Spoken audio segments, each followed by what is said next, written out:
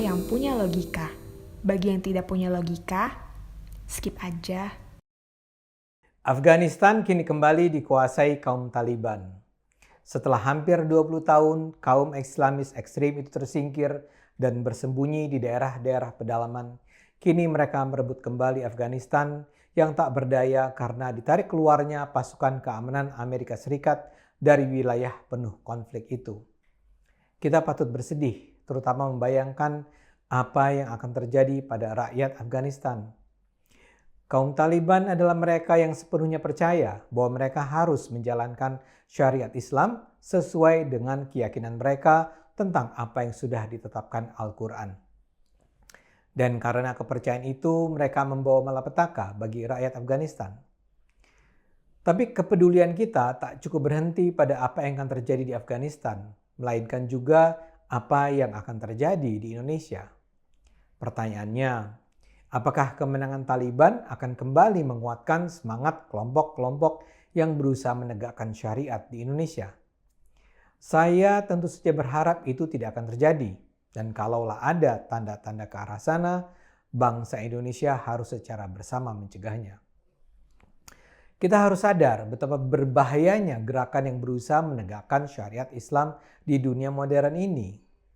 Untuk itu, marilah kita belajar dulu sejarah singkat Taliban.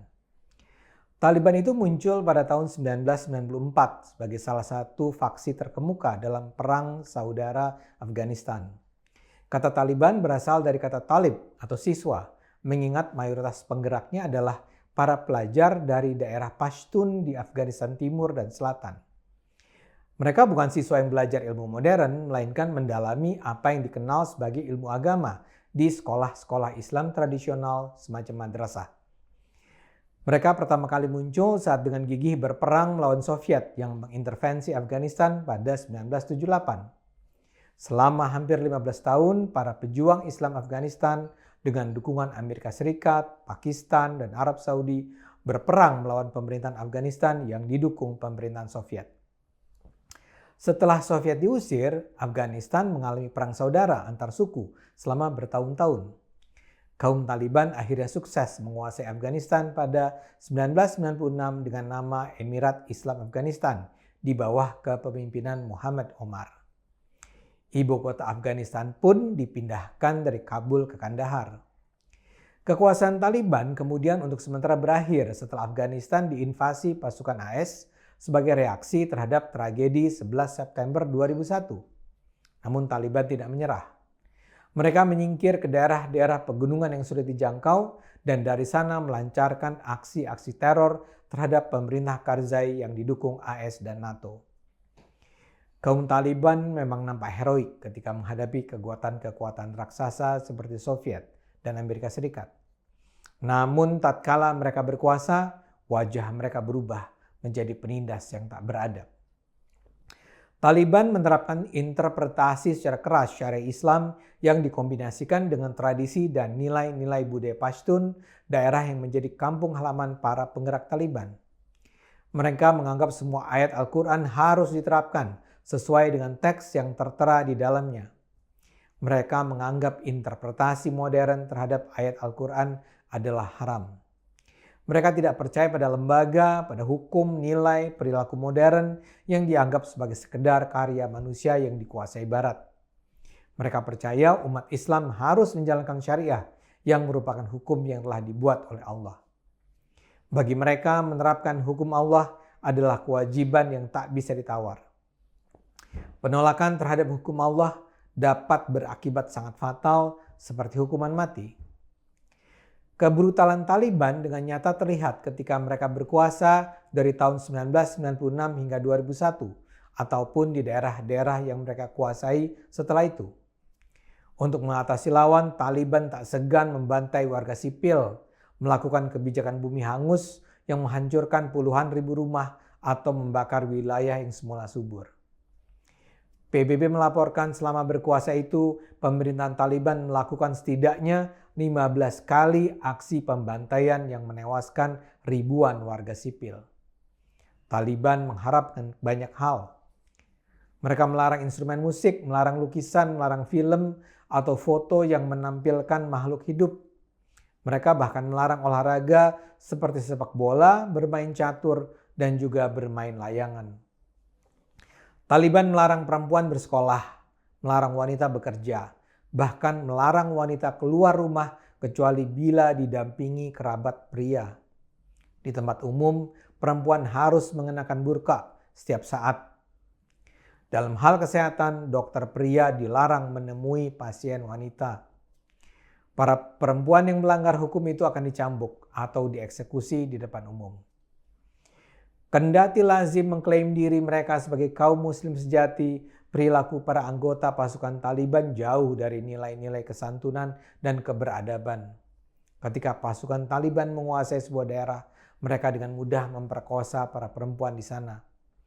Taliban juga dikenal menggunakan para perempuan yang mereka kuasai untuk dijual sebagai budak seks. Kebencian mereka terhadap Barat juga bisa berakibat fatal.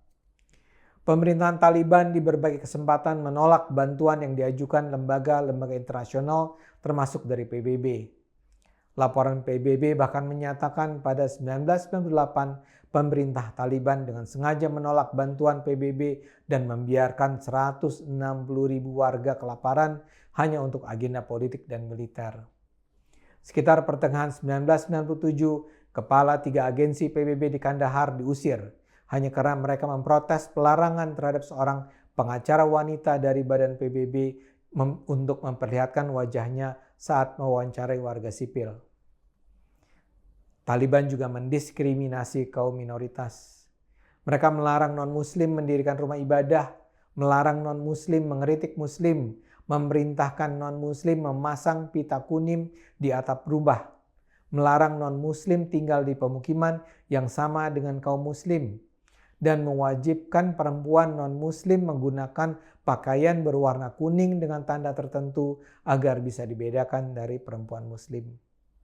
Antara 2008 sampai 2012, kaum Taliban mengklaim membunuh puluhan tenaga bantuan kesehatan asing karena kekhawatiran soal kehalalan vaksinasi atau karena para pekerja asing itu dituduh sebagai penyebar agama Kristen.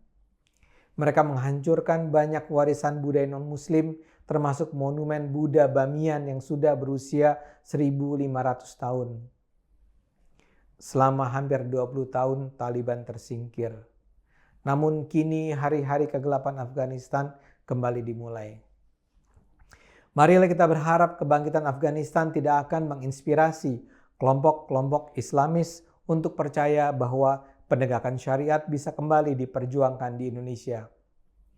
Tapi kembalinya Taliban ini juga memberi pelajaran penting bagi kita semua. Kita belajar bahwa ancaman Islamis radikal tidak bisa diatasi dengan hanya membubarkan organisasi atau menangkap tokohnya. Yang menjadikan kaum Taliban itu terus hidup adalah keyakinan mereka tentang kewajiban menegakkan hukum Islam sebagaimana diterapkan 14 abad yang lalu. Keyakinan, cara berpikir, penafsiran agama semacam itulah yang membuat mereka terus bertahan. Karena itu bila kita tidak menginginkan Taliban hidup di Indonesia, yang harus diubah adalah keyakinan. Saya percaya cara beragama di Indonesia pada dasarnya jauh berbeda dari cara pandang dan budaya semacam itu. Tapi kita harus ingat, sampai tahun 1980-an, Afghanistan sebenarnya hidup dalam budaya modern yang pluralis. Dan itu semua berubah ketika kelompok-kelompok radikal dengan cara beragama yang sepenuhnya berbeda mengambil alih kekuasaan. Jadi marilah kita bersama melawan kaum radikal dengan mengembangkan cara berpikir yang terbuka, menerima perbedaan yang maju dan menjaga persaudaraan.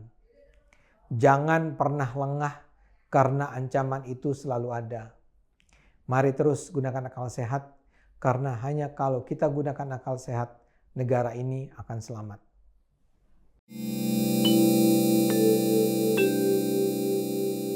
Video ini hanya untuk mereka yang punya logika. Bagi yang tidak punya logika, skip aja.